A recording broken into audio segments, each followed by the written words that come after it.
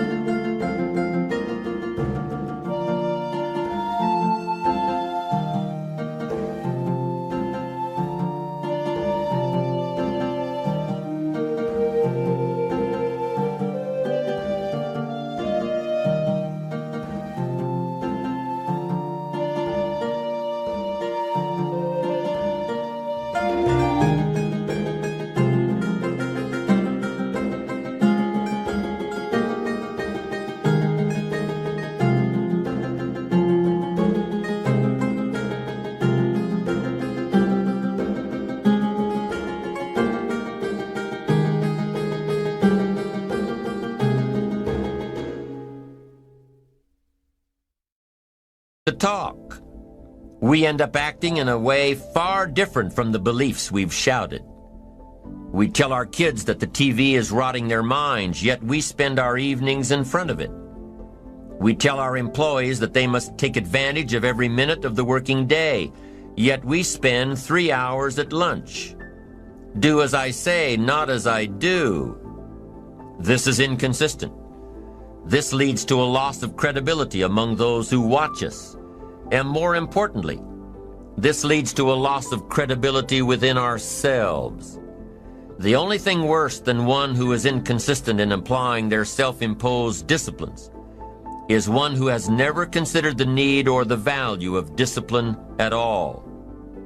These people seem to wander aimlessly, changing procedures, changing standards, changing loyalties, and shifting frequently from one commitment to another, leaving behind a trail of broken friendships, unfinished projects, and unfulfilled promises, all because of a discipline that was either non-existent or imposed so infrequently that it was ineffective.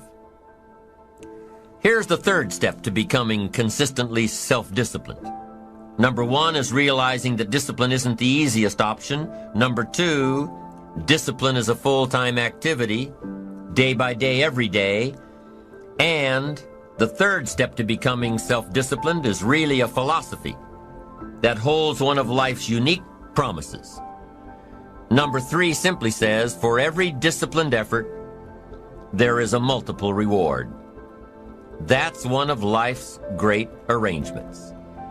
It's like the law of sowing and reaping. In fact, it's an extension of the biblical law that says if you sow well, you reap well.